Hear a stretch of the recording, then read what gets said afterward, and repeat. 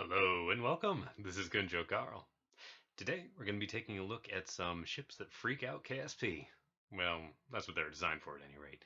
Back during testing, they did a fantastic job freaking out KSP. I got a Hellkraken and I got a crash straight to desktop, which is pretty cool. And that might have been KER surprisingly though, because during recording, when I uninstalled KER, I didn't get any of that stuff. So who knows? These are supposed to freak out KSP, but maybe they're just going to be fun ships.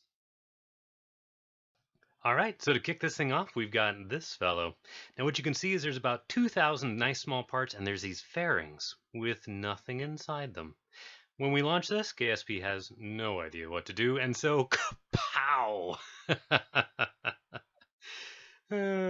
This is 2,000 completely separate parts, all getting flung through the air, and KSP is handling it just fine. Now, I'm running this on a laptop, so what I've done is in post I've sped this up by 4 times so that you guys don't have to bear through quite the lag that I did. But, I mean, as far as the mechanics of things flinging through the air, it all seems to be working great. This has always been one of my favorite things to do, just because it's relatively easy to set up and you can see there's quite the pow. All right, well, moving on from that, I was hoping to get some bugs with having things move themselves outside of KSP's physics zone. Each of these is actually a little Mark II drone core. They can move on their own. The only problem is, as soon as you let go of them, they don't typically want to. So there's a glitch I call the Simon Says glitch. I have some rather nastier terms for it too. But what you do is you set up the trim, which you just saw right there. You release them, and if you still have that trim set, then when you tell little Jeb here to walk forward, hey, Simon says go forward. They all go forward too. And Simon says stop, and they all stop, and then they all start going again. You can see whenever Jeb decides to move, they do too. It's actually kind of a silly little glitch that you'll get. We could be doing this with Jeb inside the cockpit too. I just love the looks of having him standing out there like he's orchestrating to them or something like that. Simon says stop, and they all stop. It's actually a little creepy when they start moving here again. Let's see. Ooh, send shivers down my spine. I called this the second plague, I think, for good reason. They look like the bunch of frogs all slithering around. One cool glitch that does appear from this is I don't know what to call it, Mirage KSP? KSC, let's go for it. Anyways, as long as one of the parts is spinning and there's enough parts on the screen that are spinning around, it all kind of goes eerily spinny like that. You can actually see the ocean down below. It's the ocean beneath the terrain. Parts do fall into the ocean beneath the terrain, by the way, if you switch between these correctly. And there it is dancing. I'm sad I didn't catch any of those.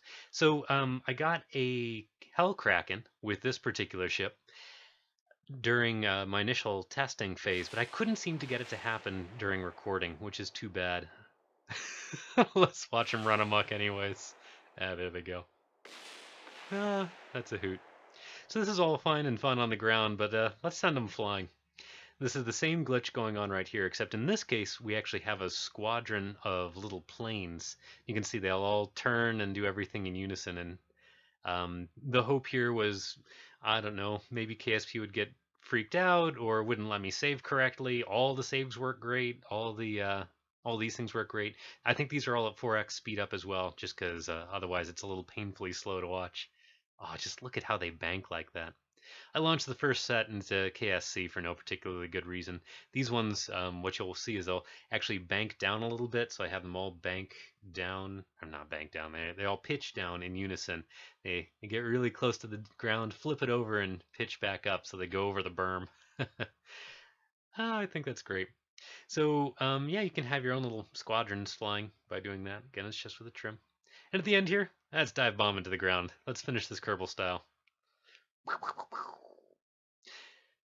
So I left the sound out because my my post-editing software can't do that and speed up at the same time. So it's Kerbal Space Program. So if it works, put on more rockets, and if it didn't work, put on more rockets too. And this is more rockets doing the same thing. I wanted to see if putting in those larger and definitely more graphics-intensive solid rockets boosters would do anything. And they're very pretty. Look at that. It's like a firework. So you just kind of launch them up and then start curving around, and you can see them all spinning in circles. I like that. I tried this a few times because I was convinced I was going to be able to get something to happen, but nothing ever did. You can just enjoy it though. Ooh, I love that. There's also kind of a rugby smash that you get just on their way up. Ah, look at him go. So you can see there's a lot of little smoke effects that follow these things around. And that is actually going to be the topic of our next craft coming up here. There they go. I love how they just kind of curl in a little sphere. There it is, the next craft. So this is absolutely to make smoke. That is its purpose in life. You can see that there's little fleas on the bottom. Those fleas, due to a offset glitch, will actually send their flames straight through the hammers on top of them.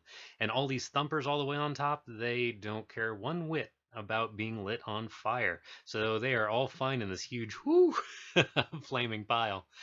Now, my computer slows down to a total crawl with the larger versions of this, so I made a smaller one. You can see what I'm doing there is I'm speeding it up to Rails time warp, and that'll actually make it so that the so KSP stops doing any of the fire animations and just does the smoke animations.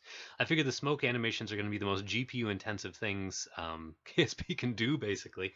So I tried to make as many as possible. One cute little thing is when you come back from the, if you quick save and reload, you get that cool little warm up. Surprise! Kaboom! I found this one out by accident, and I think I'm going to be playing with it a little more next week. So we're just kind of exploding some little solar panels there. We're going to go to the sun, and we're going to use those solar panels while literally touching the chromosphere. I couldn't help but putting in a little launching montage.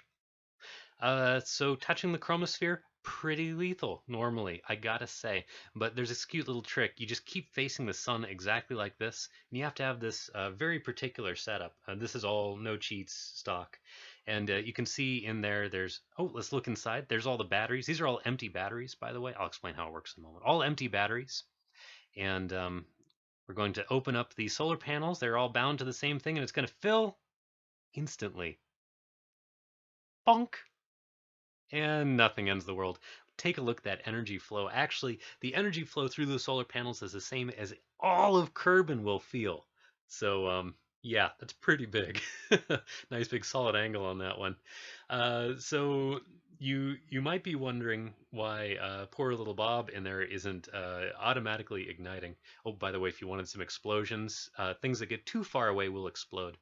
So you can see the new heat shield in there, and that has something called a bounds multiplier on it, and pow! I love it.